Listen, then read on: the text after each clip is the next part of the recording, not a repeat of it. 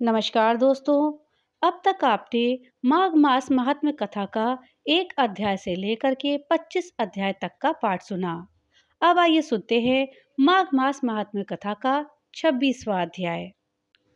पथिक कहने लगा कि हे प्रेत, तुमने सारस के वचन किस प्रकार और क्या सुने थे, सो कृपा करके कहिए। प्रेत कहने लगा कि इस वन में कोहरा नाम की नदी पर्वत से निकलती है। मैं घूमता फिरता उस नदी के किनारे पहुंचा और थकावट दूर करने के लिए वहां पर ठहर गया।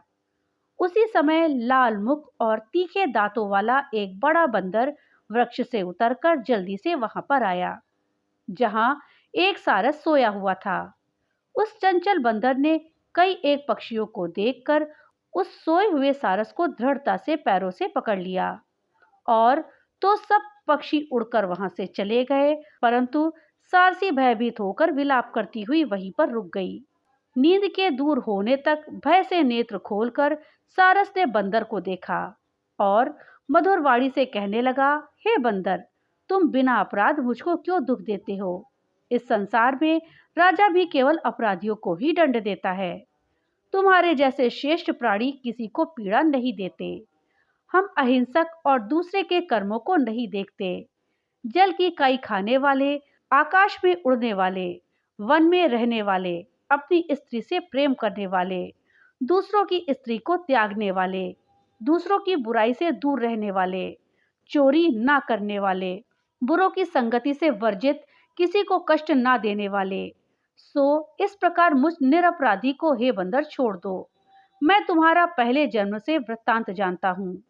ये वचन सुनकर वो बंदर उसको छोड़कर दूर बैठ गया और कहने लगा कि तुम मेरे पूर्व जन्म के वृत्तांत को कैसे जानते हो? तुम अज्ञानी पक्षी हो और मैं वन में घूमने वाला हूँ। सारस कहने लगा कि मैं अपनी जाति की स्मृति के बल से तुम्हारे पूर्व जन्म का सब वृत्तांत जानता हूँ। तुम पूर्व जन्म में विंध्य पर्वत के राजा थे और मैं तुम्हारे कुल का पूज्य पुरोहित था। तुम राजा होकर के अपनी प्रजा को पीड़ा दिया करते थे। विवेकहीन, तुमने बहुत सा धन इकट्ठा किया। सो वानर, प्रजा की पीड़ा रूपी अग्नि की ज्वाला से तुम पहले ही तप कर चुके हो। पहले तुम कुंभीपाक नरक में गिराए गए। तुम्हारे शरीर को नरक में 3000 वर्ष बीत गए।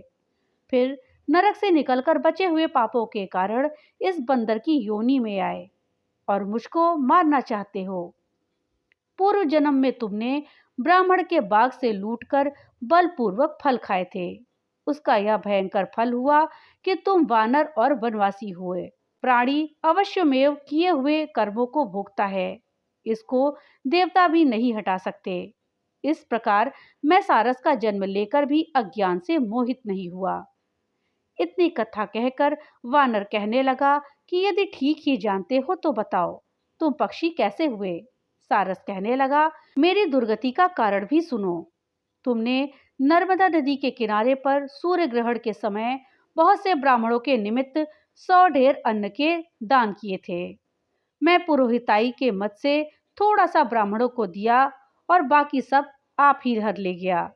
इन ब्राह्मणों के द्रव्य का अपहरण करने से मैं पाप के कारण कालसूत्र में नरक और फिर रक्त कर्दुम नरक में, जहां पर बड़े बड़े कीड़े थे और रक्त तथा पीप से भरा हुआ था, नाभि तक नीचे सिर और ऊपर पैर किए हुए पीप चाटता हुआ उस दुर्गंध वाले नरक में कीड़ों आदि से काटा जाकर 3000 वर्ष तक उस यातना को भोगता रहा।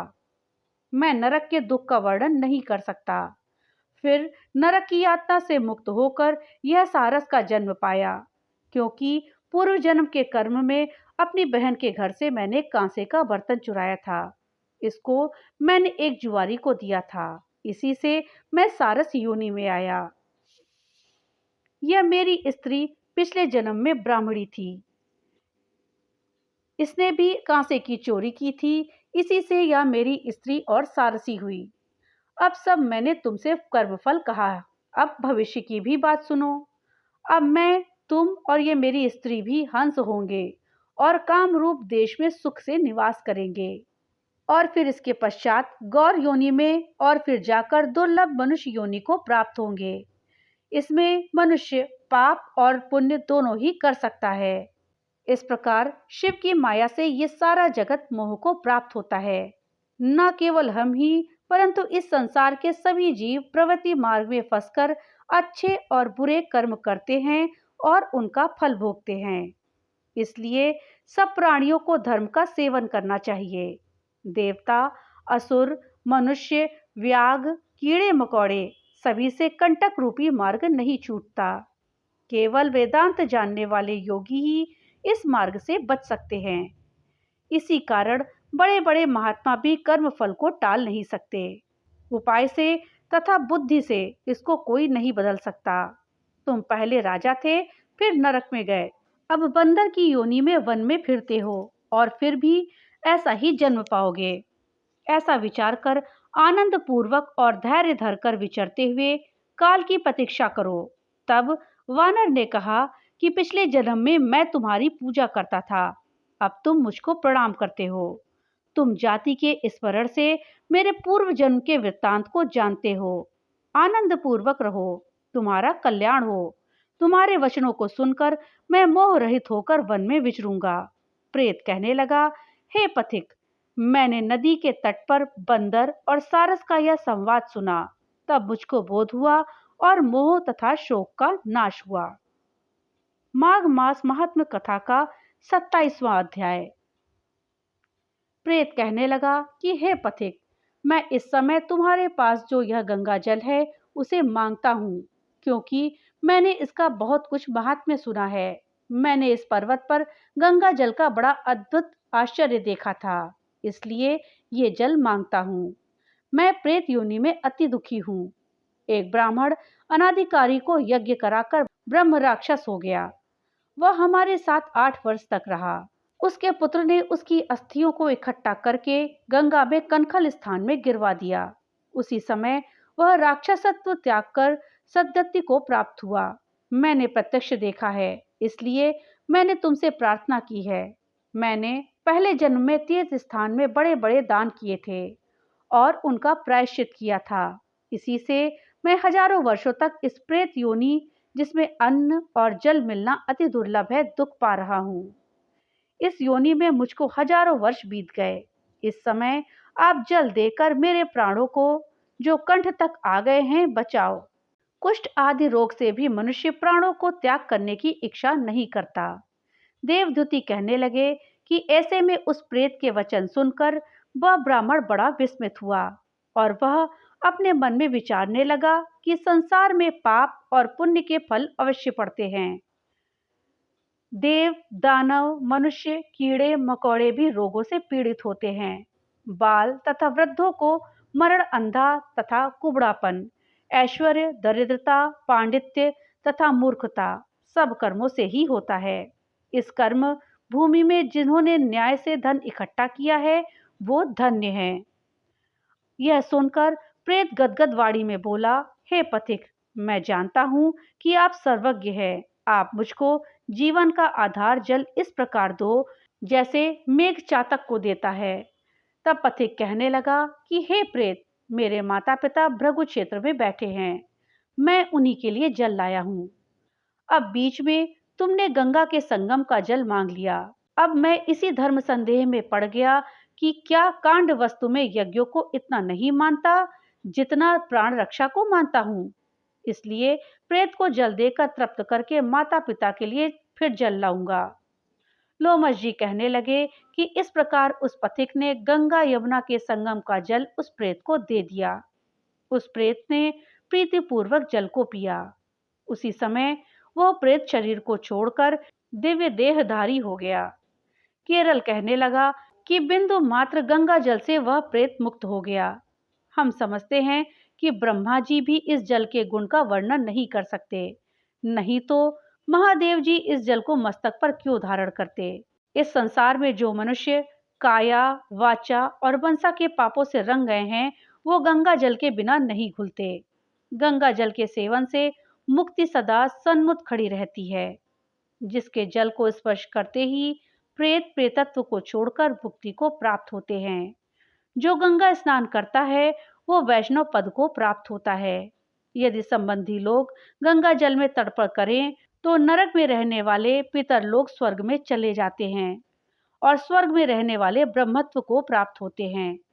गंगा जल के समान और कोई मुक्ति साधन नहीं है।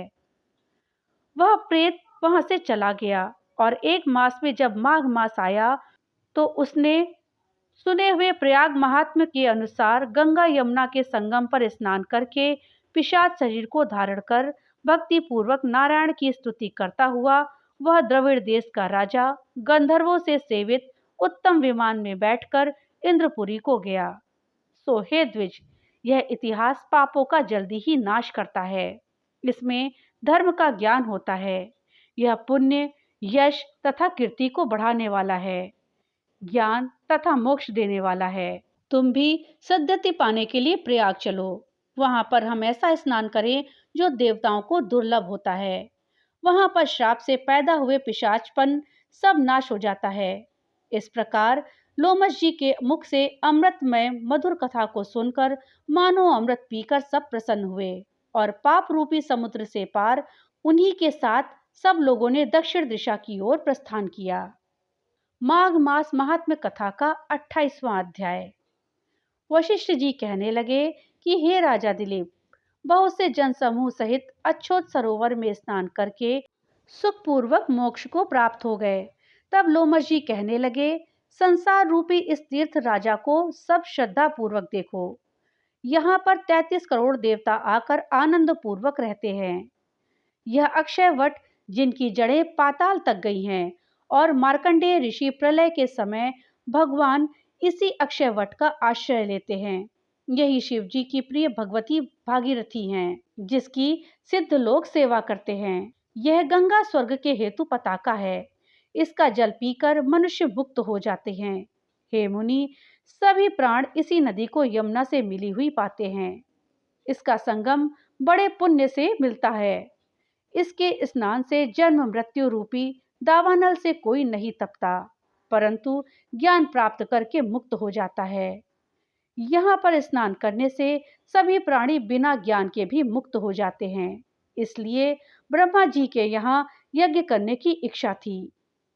इसी संगम में भगवान विष्णु ने स्त्री प्राप्ति की इच्छा से स्नान करके लक्ष्मी जी को प्राप्त किया। यहाँ पर त्रिशूलधारी शिवजी ने त्रिपर दैत्य को मारा था और प्राचीन काल में उर्वशी स्वर्ग से गिरी थी तथा स्वर्ग पाने की इच्छा से यहाँ पर ही उसके स्नान करने से नहुष कुल के राजा ययाति ने वंशधर पुत्र प्राप्त किया। यहाँ पर इंद्र ने प्राचीन काल में धन की इच्छा से स्नान किया था और माया से कुबेर के सब धन को प्राप्त किया था। प्राचीन काल में नारायण तथा नर ने हजारों वर्ष तक प्रयाग में निराहार रहकर उत्तम धर्म किया था। यहाँ से जयगाशव्य सन्यासी ने महादेव जी जैसी शक्ति वाले से विजय पाई थी तथा अणिमा आदि योग के अति दुर्लभ ऐश्वर्य को प्राप्त किए थे। इसी क्षेत्र में तपस्या करके श्री भारद्वाज सप्त ऋषियों में सम्मिलित हुए। जिन्होंने भी यहाँ स्नान किया सबको स्वर्ग की प्राप्ति हुई। इसलिए हमारे विचार से तुम त्रिवेणी में स्नान करो। इस स्नान से पहले किए हुए तुम्हारे सब पाप नष्ट हो जाएंगे और संपूर्ण वैभव को प्राप्त हो जाओगे।